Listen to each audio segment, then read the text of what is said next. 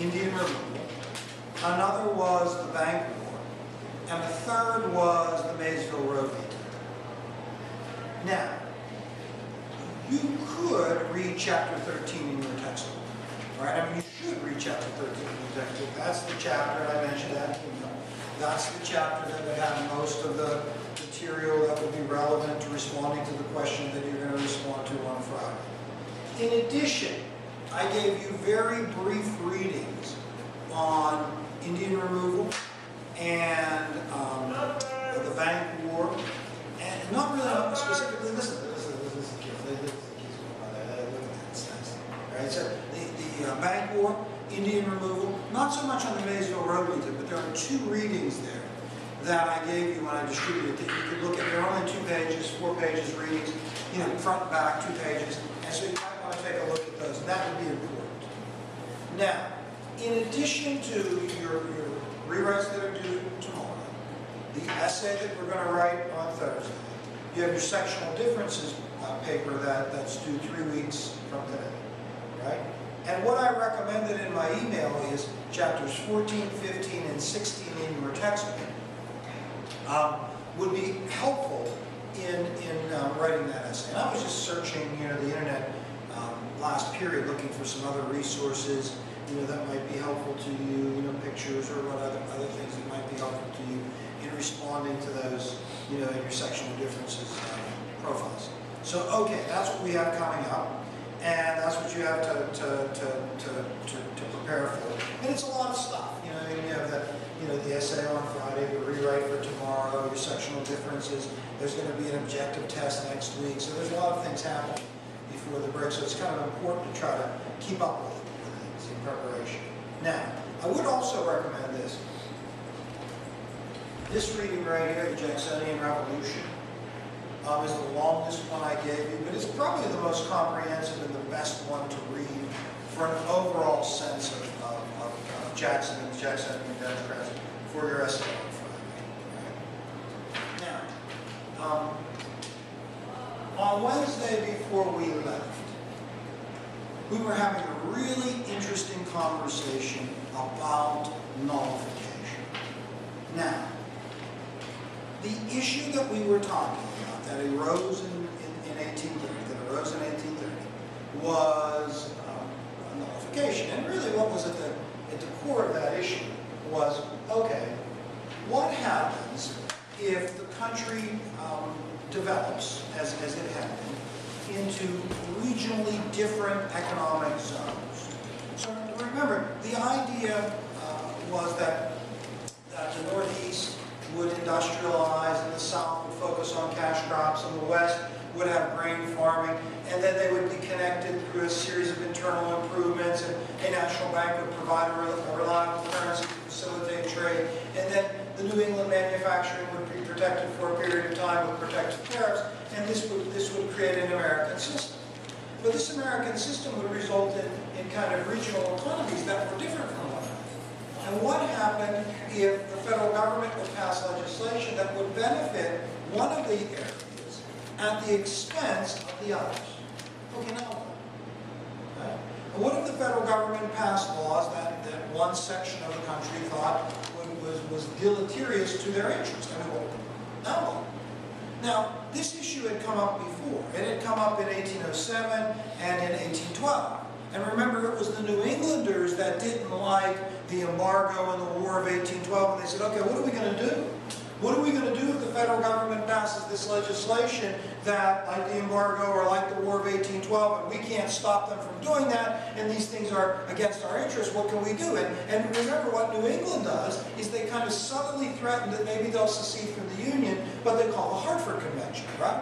They call the Hartford Convention. The Hartford Convention, they propose these constitutional amendments that would allow them to protect their regional interests from a national government that might pass legislation like the embargo and the war. Well, now it's no longer New England that's in this position, but it is South Carolina.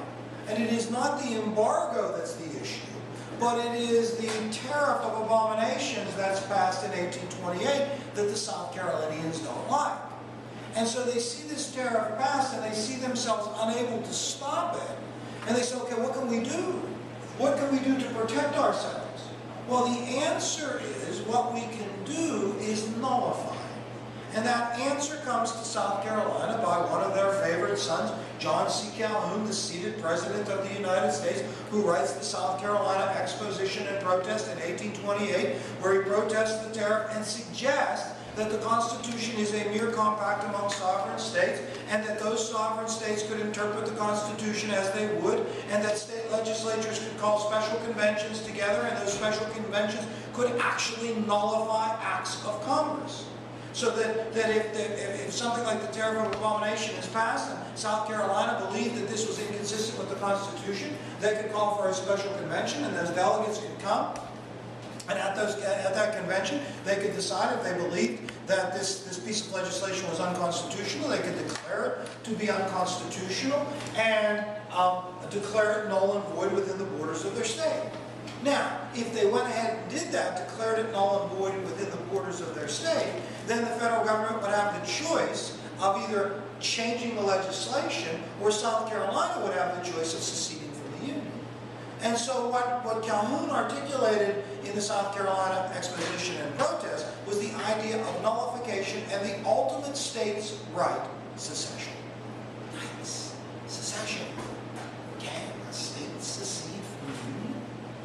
Now remember, this conversation about the Constitution arose because Senator Foote of Connecticut had proposed stopping the surveying of Western land, and Senator Benton of Missouri had opposed that.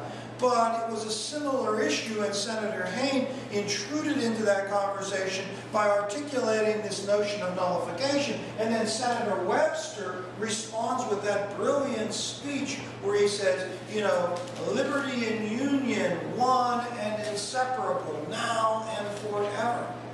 Arguing that nullification and secession would destroy the Union, and that it would make the Union as a rope of sand, in Webster's words. And so we were talking about this, and we had gone through what became known as the Webster-Hayne debate, which was this debate over the nature of the Union and nullification and the dangers of secession, etc. And I think where we concluded on Wednesday is we concluded with Jackson weighing in. And Jackson weighs into this debate at Jefferson's birthday dinner, where he offers a toast, "The Union, it must be preserved." And in doing so, Jackson comes down on the side of the Union and in opposition of nullification, secession, and Calhoun. And I don't know, Maggie, if when we talked about this, I don't remember on Wednesday, if we got kind of somebody to say that this is something you wouldn't expect. You know, I mean, you know, sometimes I try to get somebody to say, well, who would you think Jackson would support, Calhoun, or excuse me, Hayne, or Webster in that debate? And then, you know, oftentimes somebody will say, well, Hayne. Well, you know, why Hayne? Well, you know, Jackson's believed in states' rights, and Jackson was a Southerner, and Jackson was a slaveholder. And so you would expect him to support, you know, nullification. And we said that, yeah, there may be some reason to believe that, but he didn't. That Jackson was an advocate of states' rights. That's true. Jackson was a Southerner. That's true. Jackson was a slaveholder. That's true. But Jackson believed in states' rights within the confines of a powerful union. And Jackson was the president of that union, and he rightly understood that secession could potentially destroy it. Jackson is going to say this very clearly. Secession is treason. It's treason. In fact, I had his exact response, and I was going to put it on an overhead and show it to you, but it was pretty clear. Secession is treason. Now, I mean, that's interesting. You know, one thing that's interesting about that is that, look, in 1860, South Carolina is going to secede. And what Lincoln basically said was that secession is treason. You can't do this, right? You can't secede. It is treason. You know, we're going to stop this secession. We're going to, not permit this because this is basically an insurrection against the national government, right? So this is really kind of very significant. You know, it's really significant. So, anyways, here the question is debated, and now Jackson weighs in, on the side of the Union and in opposition to the possibility of secession and nullification. And Jackson weighs in at the Jefferson's Day dinner in April of 1830. But the issue does not come to a head for 2 additional years. So for 2 more years, Jackson and Calhoun, and Calhoun is Jackson's vice president, they drift further and further apart. Jackson is mad at Calhoun about the Peggy Eaton affair.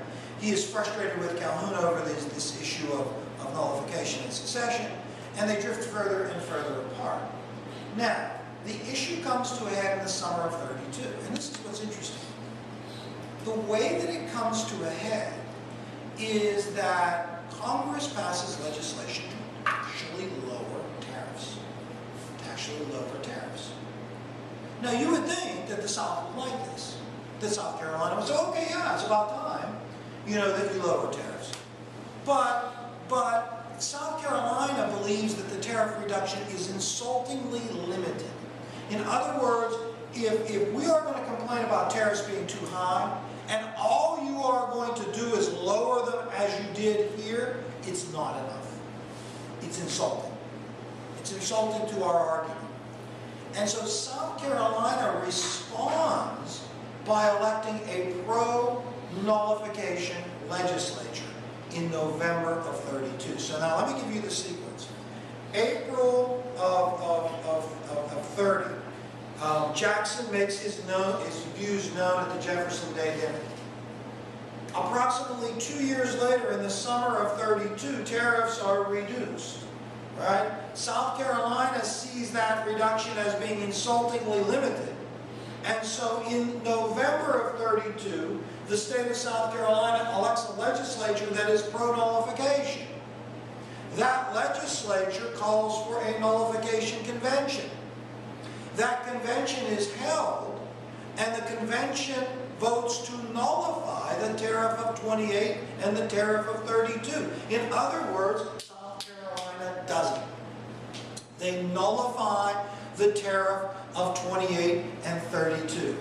Not only do they do that, India, not only do they nullify those 2 tariffs, but then they defiantly say if the federal government uses force to enforce the tariffs, then they will respond with force and secede from the Union.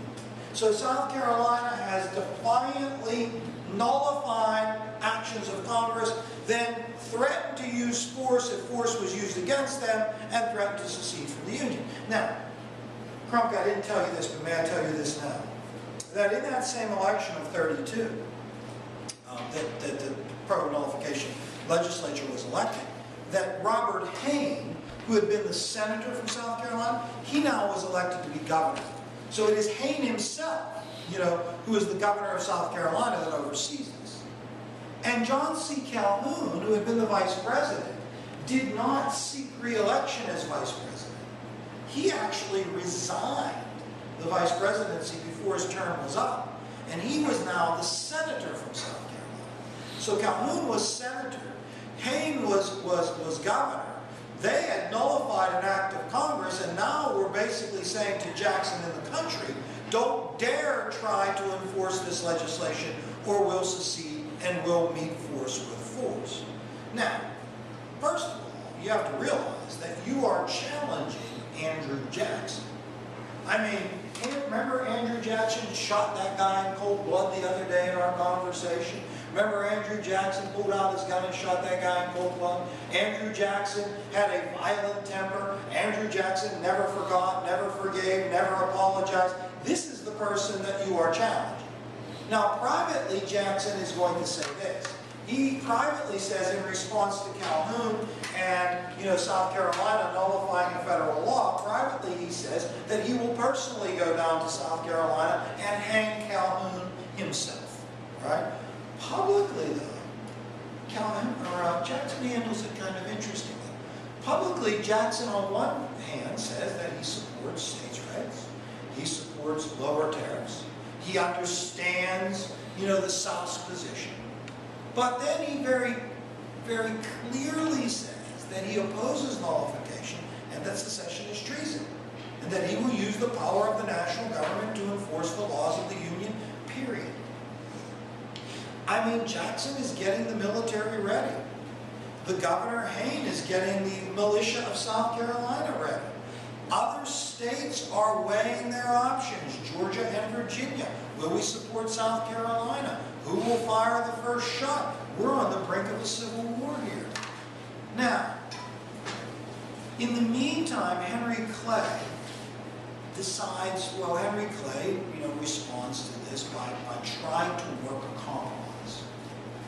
And Clay pushes for a tariff bill that would reduce tariffs to a point that would be satisfactory for the South, but would not fully alienate Northerners. In the meantime, Jackson pushes for something called the Force Bill. And the Force Bill would authorize Jackson to use force to enforce the tariff in South Carolina. Now here's what happens. On the same day, Congress passes the Force Bill and a tariff reduction. So South Carolina has a choice. What are they going to do? Do they continue to defy and now, face the power of the federal government, or do they accept the tariff compromise? Well, what they do is they call another convention, a nullification convention. They rescind their previous nullification. So, okay, we accept the tariff compromise. We rescind our nullification of the tariff of 28 and the tariff of 32.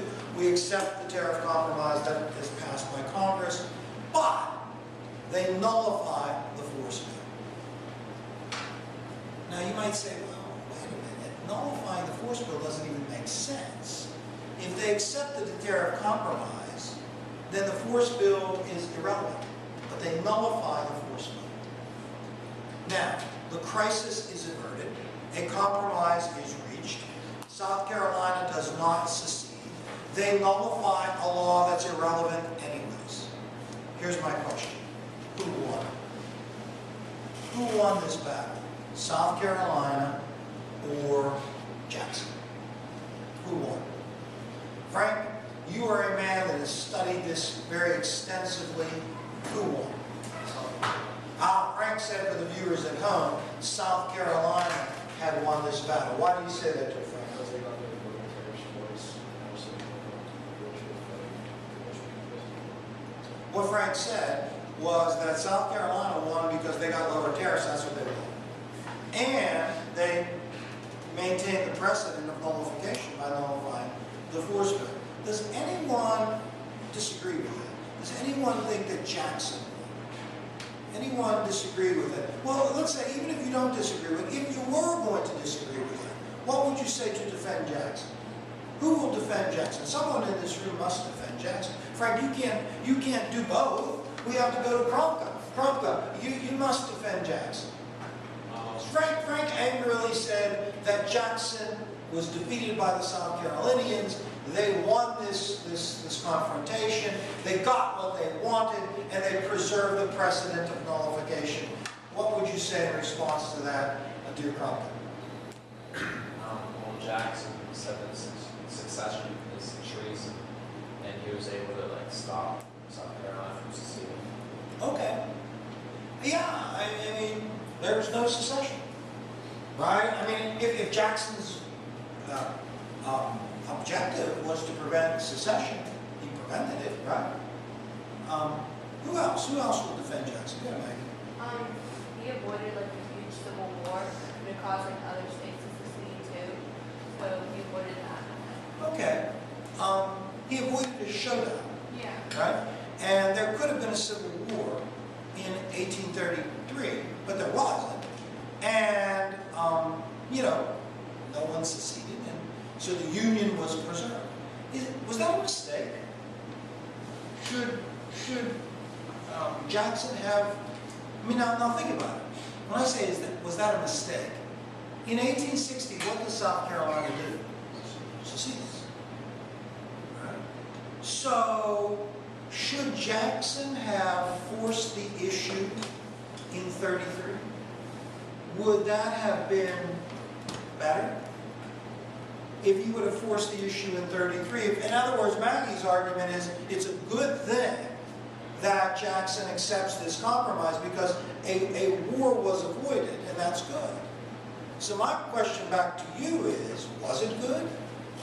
Should Jackson have been firmer and said, hey, no, we're not going to lower any tariffs, we're not going to do anything in response to this. South Carolina, you are going to comply, and if you don't, we're going to use the full force of the federal government against you, and if you want to use force against us, go ahead, but we're going to enforce the laws of the Union, and that's it. Kromka, did Lincoln make, or not Lincoln, did Jackson make a mistake?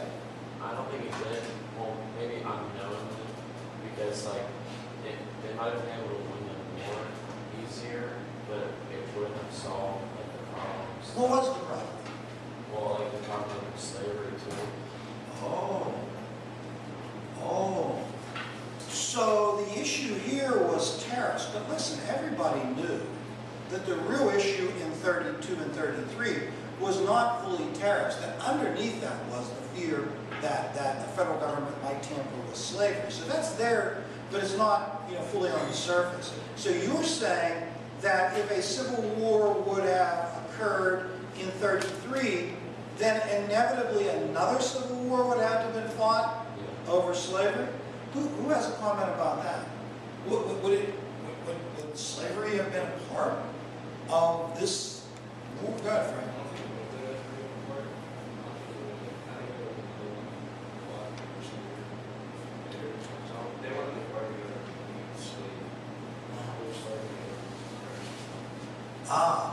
So you are saying if there would have been a military confrontation in 33, and the Union would have prevailed, and the issue of secession would have been resolved, because it was not, we know it wasn't resolved in 33 because South Carolina seceded. Incidentally, when South Carolina threatened to secede in 33, they did so in response to this tariff. When they actually seceded in 1860, they did so because Abraham Lincoln was elected to be president. Now, he never even took office prior to their secession. They seceded in December. He was elected in November. He didn't take office until March. So they couldn't argue, South Carolina could not argue in 1860 that they had seceded because of something that Lincoln had done. He hadn't done anything, right? They seceded because what they expected him to do, which is sort of interesting. But so the issue of secession is clearly not resolved by the nullification crisis.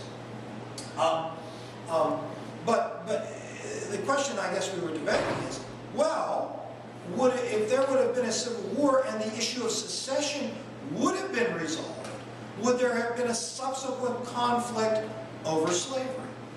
Frank, what did you say?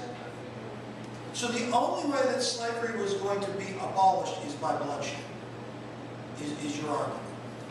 Right? That there would have been a war in the United States over slavery one way or another, that kind of conflict was inevitable. Even if secession would have been, resolved, there would have still been a civil war.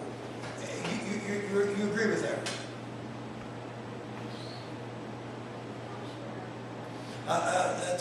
Kendall, you agree with it? There would still have been a civil war. Now, one thing is interesting. The Civil War itself almost doesn't resolve the issue of slavery. What if this would have happened? What if, and we haven't gotten this far yet, but the North attempted a major offensive in the spring of '62. What if that offensive would have been successful? It was not. But what if it would have been? And the South would have capitulated. The South come back into the Union in '62 with slavery intact. Is that possible? Right? And what? Would slavery have just continued forever and ever and ever? Would there have been another war? Now, anybody see the movie Lincoln? Anybody see the movie? You see the movie Lincoln? You saw the movie Lincoln? Frank? That's because there wasn't gratuitous violence and sex and inappropriate profanity, all the things that you can do, yes. But if you watch the movie Lincoln, what's interesting about that, Olivia, is that that's the big, in the movie Lincoln, that's the big question. Can Lincoln get the 13th Amendment passed that would ultimately abolish slavery before the war ended? Because he feared that if it wasn't passed prior to the war ending, that slavery might not actually be abolished, right? So this is interesting. This is interesting. You know, let's put the question this way, and I promise we'll move on in a second. Who benefited by the compromise in the long run? The South or the North? Who benefited by the compromise? The South or the North? Any thoughts on that? Who benefited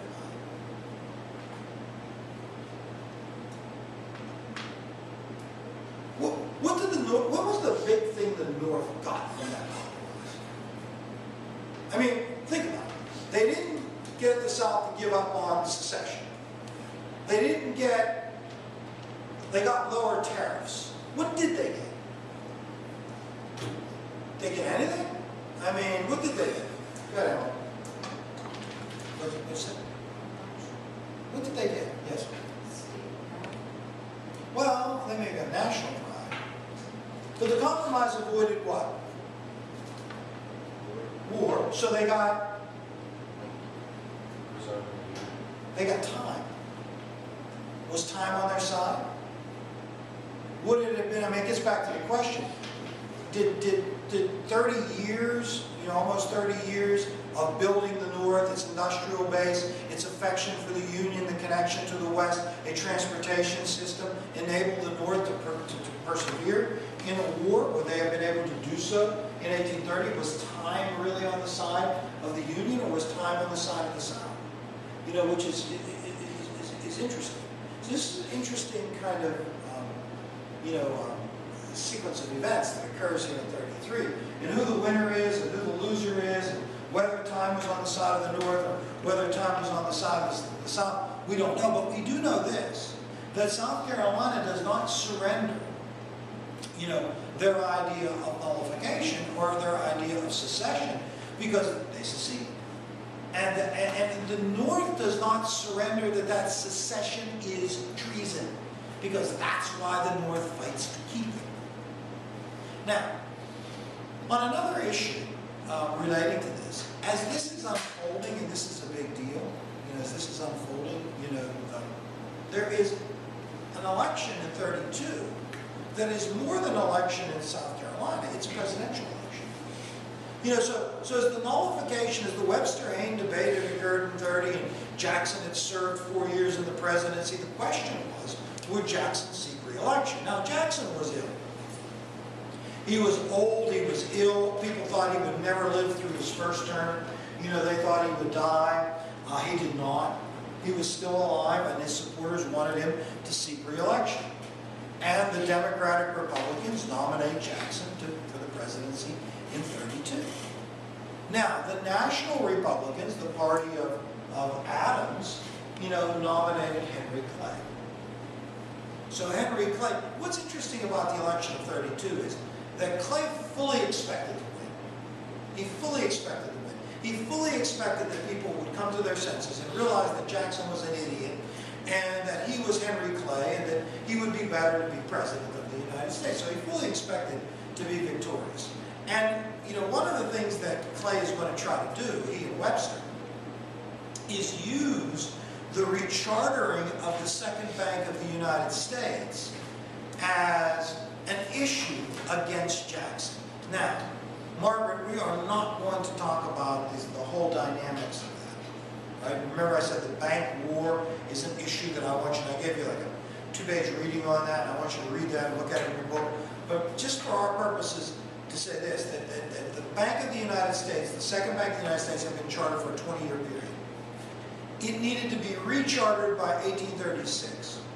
Clay and Webster are going to push for its rechartering early with the hopes that Jackson would veto. He does. And Clay and Webster are going to try to use that veto against Jackson in the 32 election, believing that it would provide evidence to the public that Jackson was an idiot. right? And that he didn't know what was best for the country. That is not what happens.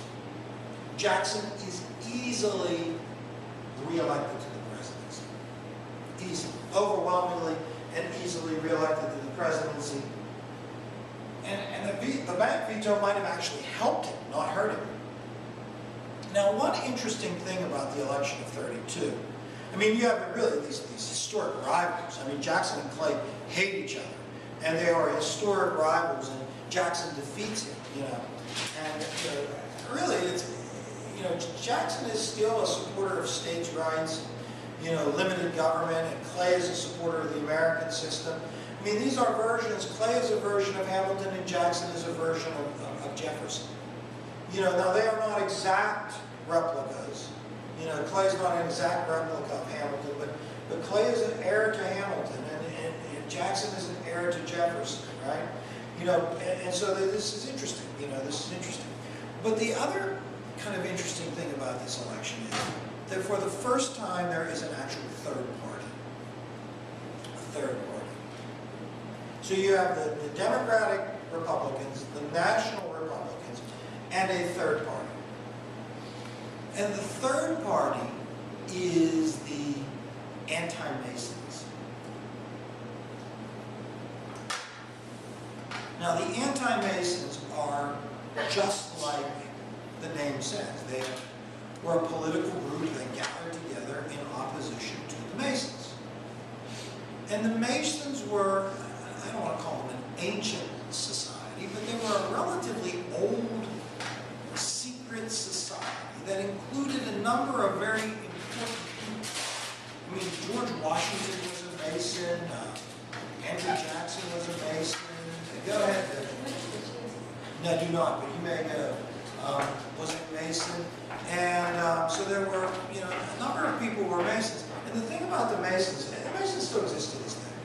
Now, and you know, some of your parents, some of your dads may be Masons, I don't know.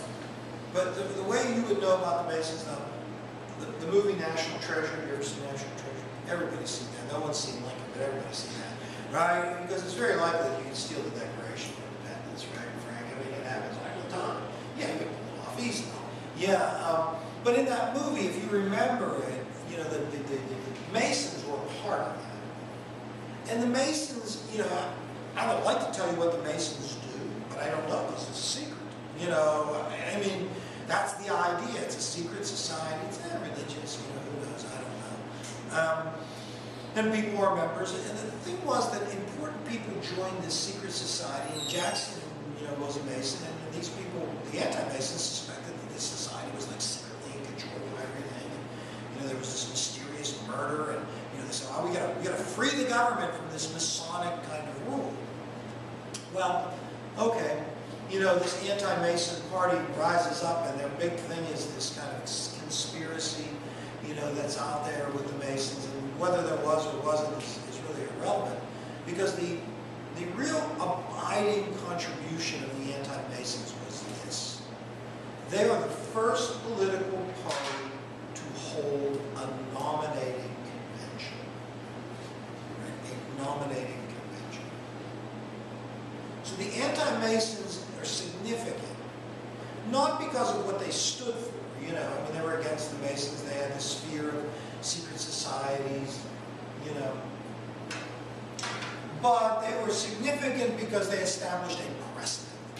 And the precedence was that they were the first ones to invite delegates from all over the country to convene somewhere in a convention, convene in a convention, for the purpose of nominating a presidential candidate. Now, the Democratic Republicans are going to follow that in 32, they call a convention. The National Republicans are going to follow that in 32, and they call a convention. And since that time, the two major political parties, and even any third parties, have done the same thing. I mean, the precedent of using a convention where delegates from all over the country who represent people within their states and in communities gathering together and selecting a presidential candidate has become the precedent that is used to this day. So this is a big deal. Yes. Yeah. Yeah, yeah, this is an important thing. And just one point about that. The precedent of doing that is a part of kind of this Jacksonian movement. Because the convention gave the people more say. Right? That was the idea of Jacksonian democracy, that the voice of the people, that the public would have more influence in the selection of the people who were in control of them. You know, increasing democracy, and democracy is the say-so of the people.